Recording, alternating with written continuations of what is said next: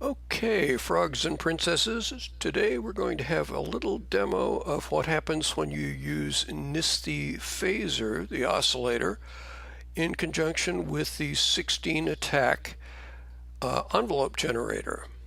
If I stammer occasionally, it's because there's a big time lag between what you're hearing and what I'm hearing, so it's a little confusing for me, but not for you, I hope. To begin with, we're going to turn on the clock. Well, that's not too bad. That's kind of nice.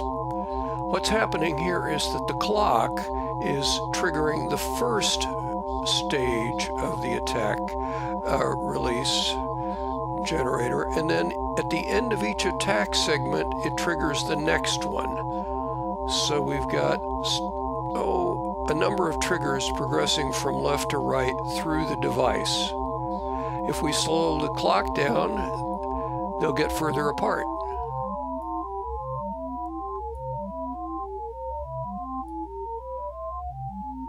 Conversely, if we speed it up, they'll crowd one another.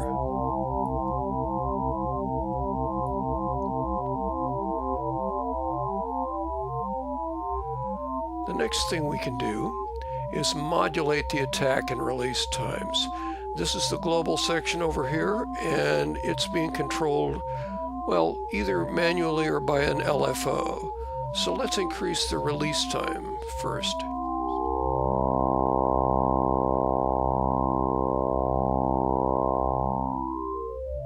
That's pretty. If we increase the attack time, things are going to get sluggish. Of course, we could then increase the clock rate too. And it's going to take nearly forever for those clock impulses to get clear across the oscillator.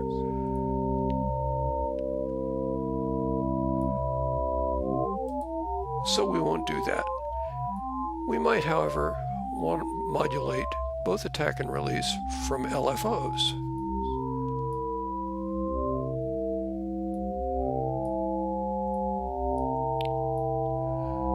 These are unipolar LFOs, so they only increase the value. If we decrease the value, we're going to get clicks.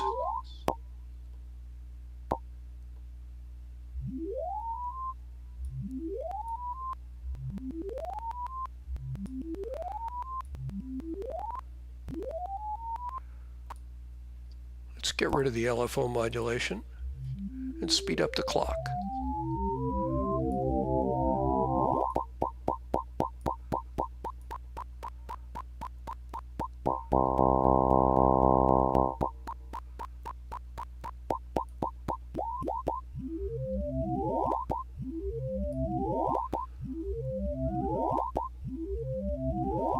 And to finish up, we'll add a little delay time to it.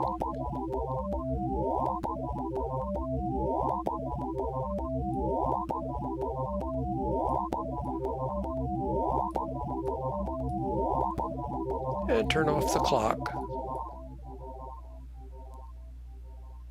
There you go.